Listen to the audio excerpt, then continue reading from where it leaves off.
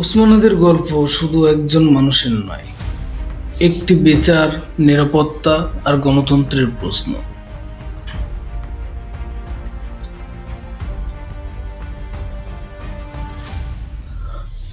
12ই December, ঢাকার ব্যস্ত পল্টন এলাকা।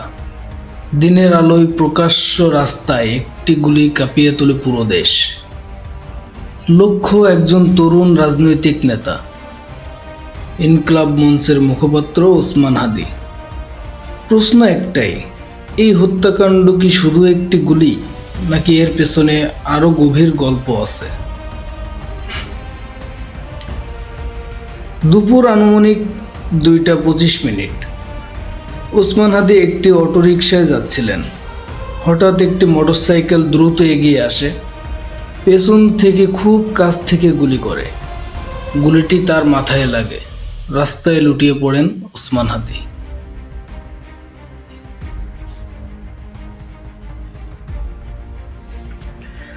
তাকে দ্রুত ঢাকা মেডিকেল কলেজ হাসপাতালে নেওয়া হয়। চিকিৎসকরা জানান, গুলিটি মস্তিষ্কের গুরুতর ক্ষতি করেছে। জরুরি অস্ত্রোপচার করা হয়। ওসমান হাদিকে রাখা হয় লাইফ সাপোর্টে।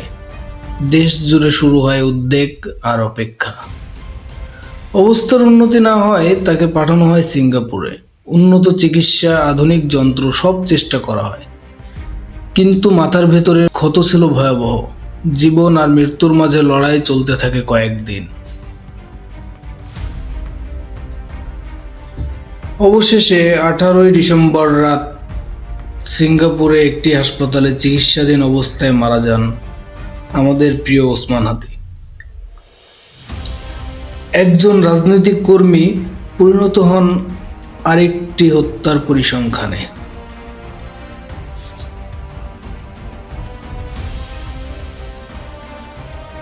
ঘটনার পরপরই শুরু হয় পুলিশ ও র্যাবের তদন্ত। সিসিটিভি ফুটেজে শনাক্ত হয় হামলাকারীরা। মূল সন্দেহভাজন ফয়সাল করিম মাসুদ। গ্রেপ্তার করা হয় তার সহযোগী, আশ্রয়দাতা এবং পালাতে সহায়তাকারীদের। উদ্ধার হয় অস্ত্র ও গুলি।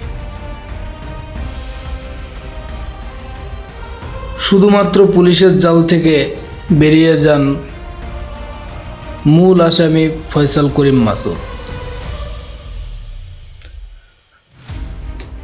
এখন আইনের চোখে এটি শুধুই একটি হত্যাকাণ্ড।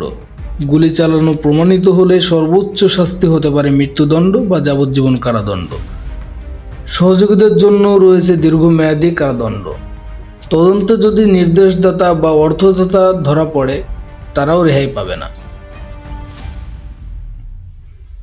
কিন্তু প্রশ্ন থেকেই যায়, দিনের আলোয় এমন হামলা কিভাবে সম্ভব? মত প্রকাশের মূল্য কি এখন জীবন? বিচার কি হবে, নাকি সময়ের সাথে ধামাচাপা পড়ে যাবে আসল সত্য? আমরা দেখব এই হত্যার বিচার হয় কিনা। একটি গুলি, একটি মৃত্যু আর হাজারো প্রশ্ন।